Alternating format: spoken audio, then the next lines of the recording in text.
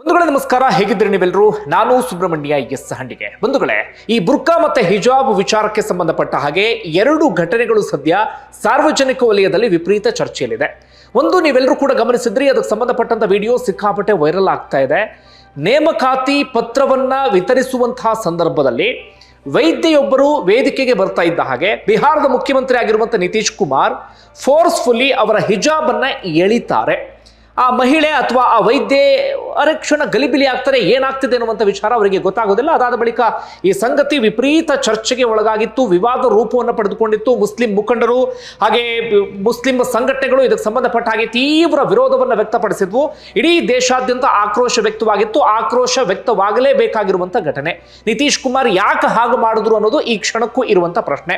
ಅದಾದ ಬಳಿಕ ಒಂದಷ್ಟು ಮಂದಿ ನಿತೀಶ್ ಕುಮಾರ್ನ ಸಮರ್ಥನೆ ಮಾಡಿಕೊಂಡ್ರು. ಕೇಂದ್ರ ಸಚಿವರು ಕೂಡ ಸಮರ್ಥಿಸಿಕೊಳ್ತಿದ್ದಾರೆ.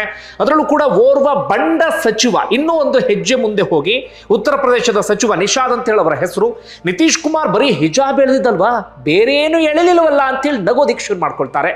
ಮಹಿಳೆಯರು ಅಂದ್ರೆ ಇವರೆಲ್ಲರೂ ಏನ್ ಅಂದ್ಕೊಂಡಿದ್ದಾರೋ ಗೊತ್ತಿಲ್ಲ.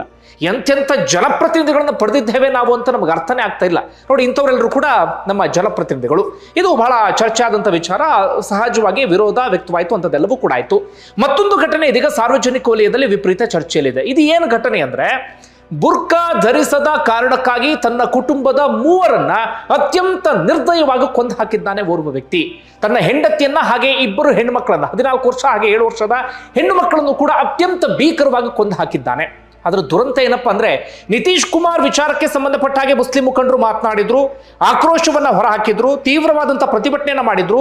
ಈ ಕ್ಷಣಕ್ಕೂ ಕೂಡ ಆ ವಿಚಾರಕ್ಕೆ ಸಂಬಂಧಪಟ್ಟ ಹಾಗೆ ಆಕ್ರೋಶ ವ್ಯಕ್ತವಾಗ್ತದೆ. ಆದ್ರೆ ಅದೇ ಮುಸ್ಲಿಂ ಮುಖಂಡರು ಅಥವಾ ಅದೇ ರಾಜಕೀಯ ಪಕ್ಷಗಳು ಇಲ್ಲಿ ಓರ್ವ ವ್ಯಕ್ತಿ ಬುರ್ಕಾದ ವಿಚಾರಕ್ಕೆ ಸಂಬಂಧಪಟ್ಟ ಹಾಗೆ ತನ್ನ ಇಡೀ ಕುಟುಂಬವನ್ನ ಸರ್ವನಾಶ ಮಾಡಿದ್ರು ಕೂಡ ಯಾರೂ ಮಾತಾಡ್ತಾ ಇಲ್ಲ. ಎಲ್ಲರೂ ಕೂಡ ಬಾಯಿಗೆ ಗಮ್ಟೇಪನ್ನು ಹಾಕೊಂಡು ಆರಾಮಾಗಿ ಕುತ್ಕೊಂಡು ಬಿಟ್ಟಿದ್ದಾರೆ ಅನ್ಸುತ್ತೆ. ಒಂದು ವಿಚಾರದಲ್ಲಿ ಮಾತಾಡ್ತಾರೆ, ಇನ್ನೊಂದು ವಿಚಾರದಲ್ಲಿ ಗಪ್ ಚುಪ್ ಎನ್ನುವ ರೀತಿಯಲ್ಲಿ ಸುಮ್ಮನೆ ಕೂತ್ಕೊಳ್ತಾರೆ. ಇದು ಅರ್ಥನೇ ಆಗೋದಿಲ್ಲ ಅವರ ಮನಸ್ಥಿತಿ ಏನು ಎತ್ತ ಅಂತ ಹೇಳಿ. ಇಲ್ಲಿ ಅವರು ಮಹಿಳೆಯರ ಹಕ್ಕಿಗೆ ಸಂಬಂಧಪಟ್ಟಾಗ ಹೋರಾಟವನ್ನ ಮಾಡ್ತಿದ್ದಾರೋ ಅಥವಾ ಕೇವಲ ಈ ಬುರ್ಕಾ ಮತ್ತೆ ಹಿಜಾಬ್ ಅನ್ನುವಂಥದ್ದೇ ಅವ್ರಿಗೆ ಪ್ರಮುಖ ವಿಚಾರ, ಒಂದು ಕೂಡ ಅರ್ಥ ಆಗ್ತಿಲ್ಲ. ಆದ್ರೆ ಎರಡೂ ಘಟನೆಯಲ್ಲೂ ಕೂಡ ಒಂದು ವಿಚಾರ ಮಾತ್ರ ಸ್ಪಷ್ಟ, ಇಲ್ಲಿ ಮಹಿಳೆಯರ ಹಕ್ಕುಗಳಿಗೆ ಗೌರವವನ್ನ ಕೊಡ್ತಾ ಇಲ್ಲ. ಎರಡು ವಿಚಾರದಲ್ಲಿ, ಯಾಕೆ ಹಿಜಾಬನ್ನು ಧರಿಸ್ತೀನಿ ಅಂದ್ರೂ ಪ್ರಶ್ನೆ ಮಾಡಲಾಗ್ತಾ ಇದೆ, ಇಲ್ಲ ನಾನು ಹಿಜಾಬನ್ನು ಧರಿಸೋದಿಲ್ಲ ಅದರಿಂದ ಮುಕ್ತಳಾಗಿ ಓಡಾಡ್ತೀನಿ ಅಂದ್ರೂ ಕೂಡ ಪ್ರಶ್ನೆಯನ್ನು ಮಾಡಲಾಗ್ತಿದೆ. ಒಟ್ಟಾರೆಯಾಗಿ ಹೆಣ್ಣು ಮಕ್ಕಳ ಹಕ್ಕನ್ನ ಕಿತ್ಕೊಳ್ಳುವಂತ ಕೆಲಸವನ್ನ ಮಾಡಲಾಗ್ತಾ ಇದೆ. ನಾನು ಈ ಬುರ್ಕಾ ವಿಚಾರಕ್ಕೆ ಸಂಬಂಧಪಟ್ಟ ಹಾಗೆ ಆ ಘಟನೆಯನ್ನು ಎಕ್ಸ್ಪ್ಲೇನ್ ಮಾಡ್ತಾ ಹೋಗ್ತೀನಿ. ಅದಕ್ಕೂ ಮುನ್ನ ಇನ್ನೊಂದು ವಿಚಾರವನ್ನ ಪ್ರಸ್ತಾಪ ಮಾಡಲೇಬೇಕು. ಒಂದು ವೇಳೆ ನಾವೆಲ್ಲರೂ ಕೂಡ ಅಂದುಕೊಂಡಿದ್ವಿ, ಮನುಷ್ಯನಿಗೆ ಎಜುಕೇಶನ್ ಸಿಗ್ತಾ ಇದ್ದ ಹಾಗೆ, ನಾವು ಬೇರೆ ಬೇರೆ ವಿಚಾರದಲ್ಲಿ ಅಭಿವೃದ್ಧಿ ಹೊಂದ್ತಾ ಇದ್ದ ಹಾಗೆ, ವಿಪರೀತ ಆಚರಣೆ, ವಿಪರೀತ ಸಂಪ್ರದಾಯ, ಆ ಧರ್ಮಾಂಧತೆ ಅದರಿಂದಲೂ ಕೂಡ ಹೊರಗಡೆ ಬರ್ತೀವಿ ಅಂತೇಳಿ. ಆದ್ರೆ ಹಾಗಾಗ್ತಾ ಇಲ್ಲ. ಈ ರಾಜಕೀಯ ನಾಯಕರ ಸ್ವಾರ್ಥಕ್ಕೆ, ಅವರ ಬೇಳೆ ಬೇಯಿಸಿಕೊಳ್ಳುವಂತ ಉದ್ದೇಶದಿಂದ ಧರ್ಮಗಳಲ್ಲಿ ಬೆಂಕಿಯನ್ನ ಹಚ್ಚಿ ಧರ್ಮಾಂಧತೆಯನ್ನ ಜಾಸ್ತಿ ಮಾಡಿ ಈ ಸಂಪ್ರದಾಯ ಆಚರಣೆಗಳನ್ನ ಒತ್ತಿ ಒತ್ತಿ ಒತ್ತಿ ಒತ್ತಿ ಹೇಳಿ ಮನುಷ್ಯ ಬರ್ತಾ ಬರ್ತಾ ಬರ್ತಾ ಇನ್ನಷ್ಟು ಧರ್ಮಾಂಧತೆಯನ್ನ ಜಾಸ್ತಿ ಮಾಡ್ಕೊಳ್ತಾ ಇದ್ದಾನೆ. ಈ ಆಚರಣೆ ಸಂಪ್ರದಾಯಗಳ ವಿಚಾರದಲ್ಲಿ ಆತ ಇನ್ನಷ್ಟು ಸಂಕುಚಿತ ಮನೋಭಾವವನ್ನು ಹೊಂದೋದಕ್ಕೆ ಶುರು ಮಾಡ್ಕೊಂಡು ಬಿಟ್ಟಿದ್ದಾನೆ. ಇಲ್ಲಾಗಿದ್ದು ಕೂಡ ಅಷ್ಟೇ, ಆ ಹೆಣ್ಣುಮಕ್ಕಳು ನಾವು ಬುರ್ಕಾದಿಂದ ಹಿಜಾಬಿಂದ ಹೊರಗಡೆ ಬರ್ತೀವಿ ಅಂತ ಹೇಳಿ ಪ್ರಯತ್ನವನ್ನು ಪಟ್ಟರು. ಅದನ್ನ ಆತ ಸಹಿಸಿಕೊಳ್ಳೋದಕ್ಕೆ ಸಾಧ್ಯ ಆಗಲಿಲ್ಲ. ಆತನಿಗೆ ಒಂದು ರೀತಿಯಲ್ಲಿ ಬೇರೆ ರೀತಿಯಲ್ಲಿ ಅದು ಕಾಡೋದಕ್ಕೆ ಶುರುವಾಯಿತು. ಎಲ್ಲಿವರೆಗೆ ಹೋಗ್ಬಿಡ್ತಾನೆ ಅಂದ್ರೆ, ಅವರ ಜೀವವನ್ನು ತೆಗೆಯುವ ಹಂತಕ್ಕೆ ಹೋಗ್ಬಿಡ್ತಾನೆ. ಅಂದ್ರೆ ಆತನಿಗೆ ಅವರ ಜೀವಕ್ಕಿಂತ, ಅವರ ಪ್ರಾಣಕ್ಕಿಂತ, ಅವರ ಜೀವನಕ್ಕಿಂತ ಹಿಜಾಬ್ ಮತ್ತೆ ಬುರ್ಕಾವೇ ಮುಖ್ಯ ಆಗಿಬಿಟ್ಟಿತ್ತು. ಏನು ಅನ್ನೋದನ್ನು ಹೇಳ್ತಾ ಹೋಗ್ತೀನಿ, ಕೇಳಿ. ಒಂದು ವೇಳೆ ಇದು ಉತ್ತರ ಪ್ರದೇಶದಲ್ಲಿ ನಡೆದಿರುವಂತಹ ಘಟನೆ. ಶಾಮ್ಲಿ ಎನ್ನುವಂತ ಜಿಲ್ಲೆಯ ಭಾಗದಲ್ಲಿ ಅಥವಾ ಆ ವ್ಯಾಪ್ತಿಯಲ್ಲಿ ನಡೆದಿರುವಂತಹ ಇನ್ಸಿಡೆಂಟ್ ಇವತ್ತು ರಾಷ್ಟ್ರ ಮಟ್ಟದಲ್ಲಿ ಚರ್ಚೆಯಲ್ಲಿದೆ. ರಾಷ್ಟ್ರೀಯ ಸುದ್ದಿವಾಹಿನಿಗಳಲ್ಲಿ ನೀವು ಈಗಾಗಲೇ ಆ ಸುದ್ದಿಯನ್ನ ಗಮನಿಸಿರಬಹುದು. ಆತನ ಹೆಸರು ಮೊಹಮ್ಮದ್ ಫಾರೂಕ್ ಅಂತ ಹೇಳಿ 5ನೇ ಕ್ಲಾಸ್ವರೆಗೆ ಓದ್ಕೊಂಡಿದ್ದ. ಅದಾದ ಬಳಿಕ ಹೋಟೆಲ್ಗಳಲ್ಲಿ ಕೆಲಸ ಮಾಡ್ತಾ ಇದ್ದ. ಅದೇ ರೀತಿಯಾಗಿ ಒಂದಷ್ಟು ಈ ಮದುವೆ ಸಮಾರಂಭಗಳ ಅಡುಗೆ ಅಂತ ಕೆಲಸವನ್ನ ಮಾಡ್ಕೊಂಡಿದ್ದಂಥವನು ಫಾರೂಕ್. ಈ ಫಾರೂಕ್ಗೆ ವಯಸ್ಸು ಈಗ 36ರಿಂದ 37ರ ಆಸುಪಾಸು. 16 ವರ್ಷದ ಹೆಣ್ಣು ಮಗಳನ್ನ ಆಕೆಗೆ ಮದುವೆ ಮಾಡಿ ಕೊಡಲಾಗುತ್ತೆ. ತುಂಬಾ ವರ್ಷಗಳ ಹಿಂದೆ 16 ವರ್ಷದ ಹೆಣ್ಣು ಮಗಳು ತಾಹಿರ್ ಅಂತ ಹೇಳಿ ಆಕೆಯ ಹೆಸರು. ಆ ತಾಹಿರ್ಗೆ ಈಗ 32ರಿಂದ 33ರ ವಯಸ್ಸಿನ ಆಸುಪಾಸು. ಮಹಾ ವಯಸ್ಸಂತೂ ಅಲ್ವೇ ಅಲ್ಲ. ತಾಹಿರ್ ಮದುವೆ ಆದ ಬಳಿಕ, ಫಾರೂಕ್ನ ಮದುವೆ ಆದ ಬಳಿಕ 5 ಮಕ್ಕಳು ಕೂಡ ಆಗ್ತಾರೆ. ಸಂಸಾರ ಹೇಗೆ ನಡೀತಾ ಹೋಗ್ತಾ ಇರುತ್ತೆ. ಆದ್ರೆ ತಾಹಿರ್ ಮನಸ್ಥಿತಿ ಹೇಗಿರುತ್ತೆ ಅಂದ್ರೆ, ಈ ಸಂಪ್ರದಾಯಗಳನ್ನ ಆಕೆ ವಿಪರೀತವಾಗಿ ಇಷ್ಟಪಡ್ತಾ ಇರಲಿಲ್ಲ, ಅಥವಾ ಆಚರಣೆಗಳನ್ನ ವಿಪರೀತವಾಗಿ ಇಷ್ಟಪಡ್ತಾ ಇರಲಿಲ್ಲ. ಅದರಿಂದ ಹೊರಗಡೆ ಬರಬೇಕು ಎನ್ನುವಂತ ಮನಸ್ಥಿತಿ ಉಳ್ಳಂತ ಹೆಣ್ಣು ಮಗಳು ಈ ತಾಹಿರ್. 16ನೇ ವಯಸ್ಸಿಗೆ ಮದುವೆ ಆಗಿದ್ರೂ ಕೂಡ, 5 ಮಕ್ಕಳ ತಾಯಿ ಆಗಿದ್ರೂ ಕೂಡ ಅದರ ಆಚೆಗೆ ಆಕೆ ಯೋಚನೆಯನ್ನ ಮಾಡ್ತಾ ಇದ್ಲು. ಎಲ್ಲಿಯವರೆಗೆ ಅಂದರೆ ನನ್ನ ಮಕ್ಕಳನ್ನ ನಾನು ಬುರ್ಕಾದಲ್ಲಿ ಬಂಧಿಸುವುದಿಲ್ಲ ಅಥವಾ ಹಿಜಾಬ್ನಲ್ಲಿ ಬಂಧಿಸುವುದಿಲ್ಲ. ಅವರಿಗೆ ಇಷ್ಟ ಇದ್ರೆ ಮಾತ್ರ ಧರಿಸ್ತಾರೆ, ನಾನು ಅವರಿಗೆ ಫೋರ್ಸ್ ಮಾಡೋದಿಲ್ಲ. ಅಥವಾ ಹಿಜಾಬನ್ನು ಧರಿಸ್ಕೊಂಡು ಓಡಾಡಿ, ಬುರ್ಕವನ್ನು ಧರಿಸ್ಕೊಂಡು ಓಡಾಡಿ ಎನ್ನುವ ರೀತಿಯಲ್ಲಿ ನಾನು ಅವ್ರಿಗೆ ಪ್ರೋತ್ಸಾಹವನ್ನು ಕೊಡೋದಿಲ್ಲ ಎನ್ನುವ ರೀತಿಯಲ್ಲಿ ತಾಹಿರ್ ಹೇಳ್ತಾ ಇರ್ತಾಳೆ. ಯಾವಾಗ ತಾಹಿರ್ ಈ ರೀತಿಯಾಗಿ ಮಾತಾಡೋದಕ್ಕೆ ಶುರು ಮಾಡ್ಕೊಳ್ತಾಳೋ, ಅದೇ ರೀತಿಯಾಗಿ ಮಕ್ಕಳನ್ನ ಬೆಳೆಸೋದಕ್ಕೆ ಶುರು ಮಾಡ್ಕೊಳ್ತಾಳೋ, ಇದೇ ವಿಚಾರಕ್ಕೆ ಸಂಬಂಧಪಟ್ಟ ಹಾಗೆ ಗಂಡ ಹೆಂಡತಿಯ ನಡುವೆ ನಿರಂತರವಾಗಿ ಜಗಳ ಆಗ್ತಿರುತ್ತೆ. ಅವ್ರ ನಡುವೆ ಒಂದು ರೀತಿಯ ಜಟಾಪಟಿ, ಸಂಘರ್ಷ ಎಲ್ಲವೂ ಕೂಡ ಕುಟುಂಬದಲ್ಲಿ ಇದ್ದಿದ್ದೆ ಆ ಹಂತಕ್ಕೆ ಬಂದಿರುತ್ತೆ. ಕೊನೆಗೆ ತಾಹಿರ್ಗೆ ಈ ಫಾರೂಕ್ನ ಈ ಮನಸ್ಥಿತಿಯನ್ನ, ಸಂಕುಚಿತ ಭಾವವನ್ನು ಸಹಿಸಿಕೊಳ್ಳೋದಕ್ಕೆ ಸಾಧ್ಯ ಆಗದೆ ತನ್ನ ಮಕ್ಕಳನ್ನ ಕರ್ಕೊಂಡು ಆಕೆ ತನ್ನ ತವರು ಮನೆಗೂ ಕೂಡ ಹೋಗಿರ್ತಾಳೆ. ಇದರ ನಡುವೆ ಆಕೆ ತವ್ರ ಮನೆಗೆ ಹೋಗುವ ಸಂದರ್ಭದಲ್ಲಿ ಫಾರೂಕ್ಗೆ ಸವಾಲನ್ನು ಹಾಕಿ ಹೋಗಿರ್ತಾಳೆ. ನಾನು ಬುರ್ಕಾವನ್ನ ಧರಿಸುವುದಿಲ್ಲ ಅಥವಾ ಹಿಜಾಬನ್ನ ಧರಿಸುವುದಿಲ್ಲ, ಯಾವುದನ್ನೂ ಕೂಡ ಧರಿಸದೆ ನಾನು ಹಾಗೇ ನನ್ನ ತವ್ರ ಮನೆಗೆ ಹೋಗ್ತೀನಿ ಎನ್ನುವ ರೀತಿಯಲ್ಲಿ ಸವಾಲನ್ನ ಹಾಕ್ತಾ ಫಾರೂಕ್ ಹೇಳಿರ್ತಾನಂತೆ, ಅದು ಹೆಂಗೆ ಹೋಗ್ತೀಯ ನಾನು ನೋಡ್ತೀನಿ ಎನ್ನುವ ರೀತಿಯಲ್ಲಿ. ಅದಕ್ಕೆ ಆಕೆ ತಲೆಯನ್ನೇ ಕೆಡಿಸ್ಕೊಳ್ಳದೆ, ಬುರ್ಕಾವನ್ನ ಧರಿಸದೆ, ಹಿಜಾಬನ್ನು ಧರಿಸದೆ ತನ್ನ ತವ್ರ ಮನೆಗೆ ಆಕೆ ಹೋಗಿರ್ತಾಳೆ. ಇದನ್ನು ಫಾರೂಕ್ಗೆ ಸಹಿಸಿಕೊಳ್ಳೋದಕ್ಕೆ ಸಾಧ್ಯವೇ ಆಗೋದಿಲ್ಲ. ಏನಾದರೂ ಮಾಡಿ ನನ್ನ ಹೆಂಡತಿಯನ್ನ ಕೊಂದಾದರೂ ನಾನು ಕೋಪವನ್ನು ತೀರಿಸ್ಕೊಳ್ಬೇಕು ಎನ್ನುವ ರೀತಿಯಲ್ಲಿ ಆತ ಯೋಚನೆಯನ್ನು ಮಾಡ್ತಿರ್ತಾನೆ. ಅಂದ್ರೆ ನಿಮ್ಗೆ ಅರ್ಥ ಆಯ್ತು ಅಂದ್ಕೊಳ್ತೀನಿ ಆತನ ಮನಸ್ಥಿತಿ ಹೇಗಿದೆ, ಆತನ ಮನೋಭಾವ ಹೇಗಿದೆ ಅಂತ ಹೇಳಿ. ಅಂದ್ರೆ ಆತನಿಗೆ ಸಂಪ್ರದಾಯ, ಆಚರಣೆ ಇದೇ ಮುಖ್ಯ ಎನ್ನುವಂಥ ಮನಸ್ಥಿತಿ. ಆತ ಹೇಳ್ತಾ ಇದ್ದಂತೆ, ನಮ್ಮ ಸಮಾಜದ ಗೌರವವನ್ನು ಕಳೀತಾ ಇದೆಯಾ ನೀನು, ನಮ್ಮ ಸಮಾಜದ ಇದೇನಿದೆ ಅದೆಲ್ಲವನ್ನು ಕೂಡ ಹಾಳು ಮಾಡ್ತಿದ್ಯಾ ಎನ್ನುವ ರೀತಿಯಲ್ಲಿ ಆತ ಹೇಳ್ತಾನೆ ಇದ್ದಂತೆ. ಇದೆಲ್ಲವನ್ನು ಕೂಡ ಧಿಕ್ಕರಿಸಿಕೊಂಡು ಬಂದಂತ ಹೆಣ್ಣು ಮಗಳು ಈ ತಾಹಿರ್ ಕೊನೆಗೂ ತವ್ರ ಮನೆಗೆ ಹೋಗಿರ್ತಾಳೆ. ಫಾರೂಕ್ ಏನ್ ಮಾಡ್ತಾನೆ, ಏನಾದರೂ ಮಾಡಿ ನನ್ನ ಹೆಂಡತಿಯನ್ನು ಕೊಲ್ಲೇಬೇಕು ಅಂತ ಪ್ಲಾನ್ ಮಾಡ್ತಾನೆ.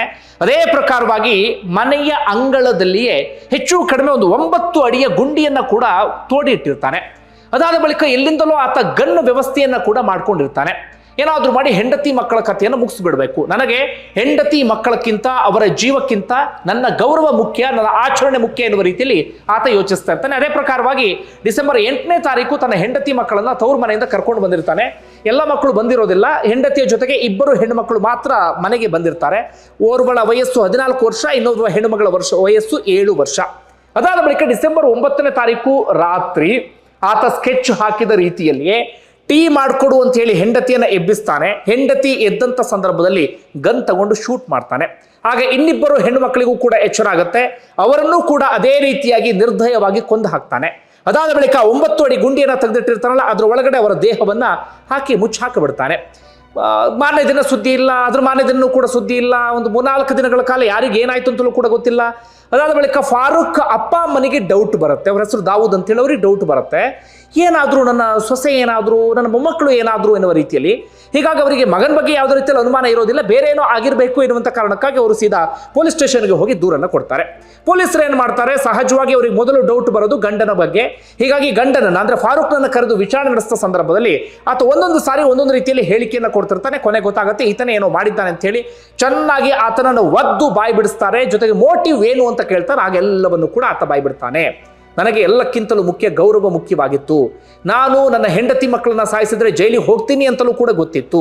ಆದರೂ ಕೂಡ ಜೈಲಿಗೆ ಹೋಗೋದಕ್ಕೂ ರೆಡಿ ಇದ್ದೇನೆ, ನಾನು ಜೈಲಿನಲ್ಲಿ ಜೀವನ ಪೂರ್ತಿ ಕೊಳೆಯೋದಕ್ಕೂ ಕೂಡ ರೆಡಿ ಇದ್ದೇನೆ. ಆದರೆ ನನಗೆ ಈ ಬುರ್ಕಾ, ಹಿಜಾಬ್ ಇಂತಹ ಸಂಪ್ರದಾಯ ಮತ್ತು ಆಚರಣೆ ಮುಖ್ಯ ಅಂತ ಹೇಳಿ ಒತ್ತಿ ಹೇಳ್ತಾನೆ. ಅದಾದ ಬಳಿಕ ಆತ ಹೇಳಿರ್ತಾನೆ, ನಾನು ಮನೆ ಒಳಗಡೆ ನನ್ನ ಹೆಂಡತಿ ಮಕ್ಕಳನ್ನು ಸುಟ್ಟಾಕಿದ್ದೇನೆ ಅಂತೇಳಿ. ಅದಾದ ಬಳಿಕ ಪೊಲೀಸರು ಹೋದಾಗ ಮನೆಯ ಅಂಗಳದಲ್ಲಿ 9 ಅಡಿ ಆಳದಲ್ಲಿ ಅವರ ದೇಹ ಎಲ್ಲವೂ ಕೂಡ ಪತ್ತೆಯಾಗುತ್ತೆ. ಸದ್ಯ ಈ ಘಟನೆಗೆ ಸಂಬಂಧಪಟ್ಟ ಹಾಗೆ ಇಡೀ ದೇಶಾದ್ಯಂತ ಸಾಕಷ್ಟು ಚರ್ಚೆ ಆಗ್ತಾ ಇದೆ. ನಾನು ಇಲ್ಲಿ ಹೇಳೋದಕ್ಕೆ ಕೊಟ್ಟಿರುವಂಥ ವಿಚಾರ ಏನಪ್ಪ ಅಂದರೆ, ಹೌದು, ಹಿಜಾಬನ್ನ ಯಾರೋ ವಿರೋಧಿಸಿದಂಥ ಸಂದರ್ಭದಲ್ಲಿ ಓರ್ವ ಹೆಣ್ಣು ಮಗಳು ಹಿಜಾಬನ್ನ ಹಾಕ್ತೀನಿ ಅಂತ ಇಷ್ಟಪಟ್ಟಾಗಲೂ ಕೂಡ ಇನ್ಯಾರೋ ಅದನ್ನು ಕಿತ್ಕೋತೀನಿ ಅಂತ ಹೋದ ಸಂದರ್ಭದಲ್ಲಿ ಮುಸ್ಲಿಂ ಮುಖಂಡರು ವಿರೋಧವನ್ನು ವ್ಯಕ್ತಪಡಿಸ್ತಾರೆ, ಮುಸ್ಲಿಂ ರಾಜಕೀಯ ಮುಖಂಡರು ವಿರೋಧವನ್ನು ವ್ಯಕ್ತಪಡಿಸ್ತಾರೆ, ದೊಡ್ಡ ಕ್ಯಾಂಪೇನ್ ಅನ್ನು ಮಾಡ್ತಾರೆ, ಹೋರಾಟವನ್ನು ಮಾಡ್ತಾರೆ, ಪ್ರತಿಭಟನೆಯನ್ನು ಮಾಡ್ತಾರೆ. ಅದು ಹೌದು, ಅವರ ಇಚ್ಛೆ. ಓರ್ವ ಹೆಣ್ಮಗಳು ಹಿಜಾಬ್ ಧರಿಸ್ತೀನಿ ಅಂದ್ರೆ ಆಕೆಯ ಇಚ್ಛೆ. ಅದನ್ನು ಕಿತ್ಕೊಳ್ಳುವಂಥ ಹಕ್ಕು, ಅದನ್ನು ಫೋರ್ಸ್ಫುಲಿ ರಿಮೂವ್ ಮಾಡ್ತೀವಿ ಅನ್ನುವಂಥ ಹಕ್ಕು ಯಾರಿಗೂ ಕೂಡ ಇಲ್ಲ. ಆದರೆ ಮತ್ತೊಂದು ಕಡೆಯಿಂದ ಆ ಹೆಣ್ಮಗಳು ನಾನು ಹಿಜಾಬನ್ನು ಧರಿಸಲ್ಲ ಅಂತ ಹೇಳಿದ್ರೆ, ಬುರ್ಕಾದಿಂದ ಹೊರಗಡೆ ಬರ್ತೀನಿ ಅಂತ ಹೇಳಿದ್ರೆ ಅದು ಕೂಡ ಆಕೆಯ ಹಕ್ಕಾಗಿರುತ್ತೆ, ಆಕೆಯ ಸ್ವಾತಂತ್ರ್ಯ ಆಗಿರುತ್ತೆ, ಆಕೆಯ ಬದುಕಾಗಿರುತ್ತೆ.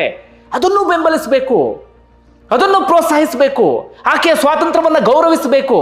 ಈ ರೀತಿಯಾಗಿ ಬುರ್ಕಾವನ್ನ ಧರಿಸಲ್ಲ ಅಂತ ಹೇಳಿದ್ದಕ್ಕೆ ಆಕೆಯನ್ನ ಕೊಂದಂತ ಸಂದರ್ಭದಲ್ಲಿ ಇದನ್ನು ಕೂಡ ಕಟುವಾಗಿ ಖಂಡಿಸಬೇಕು. ಇದಕ್ಕೆ ದೊಡ್ಡ ಮಟ್ಟಿಗಿನ ಪ್ರತಿಭಟನೆ ಮುಸ್ಲಿಂ ಸಮುದಾಯದಲ್ಲಿ ನಡೀಬೇಕಾಗತ್ತೆ.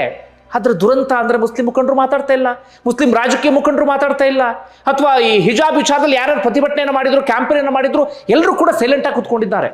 ಇದು ನಿಜವಾಗ್ಲೂ ನಮ್ಮ ಸಮಾಜದ ದುರಂತ. ಒಂದು ವೇಳೆ ದೇಶ ಯಾವ ಕಡೆಗೆ ಹೋಗ್ತಿದೆ ಅನ್ನೋದು ಅರ್ಥ ಆಗ್ತಿಲ್ಲ. ನಾನು ಯಾವುದೋ ಒಂದು ಧರ್ಮಕ್ಕೆ ಸೀಮಿತವಾಗಿ ಮಾತಾಡ್ತಾ ಇಲ್ಲ, ಎಲ್ಲ ಧರ್ಮದಲ್ಲೂ ಕೂಡ ಇಂತಹ ಆಚರಣೆ, ಅಂಧತ್ವ ವಿಪರೀತ ಅಂದ್ರೆ ವಿಪರೀತ ಎನ್ನುವ ಹಂತಕ್ಕೆ ಹೋಗಿಬಿಟ್ಟಿದೆ. ಮನುಷ್ಯರ ಜೀವಕ್ಕಿಂತ ನಮಗೆ ಧರ್ಮ ಮುಖ್ಯ, ಧರ್ಮಾಂಧತೆ ಮುಖ್ಯ, ನಮ್ಮ ಆಚರಣೆ ಸಂಪ್ರದಾಯ ಮುಖ್ಯ ಎನ್ನುವಂಥ ಹಂತಕ್ಕೆ ಮನುಷ್ಯ ಬರೋದಕ್ಕೆ ಶುರುವಾಗಿಬಿಟ್ಟಿದ್ದಾನೆ. ಒಂದು ವೇಳೆ ನಿಮ್ಗೆ ಏನಿಸ್ತದೆ ಕಮೆಂಟ್ ಬಾಕ್ಸಲ್ಲಿ ಮೆನ್ಷನ್ ಮಾಡಿ. ಧನ್ಯವಾದ ವಿಡಿಯೋ ನೋಡಿದ್ದಕ್ಕಾಗಿ.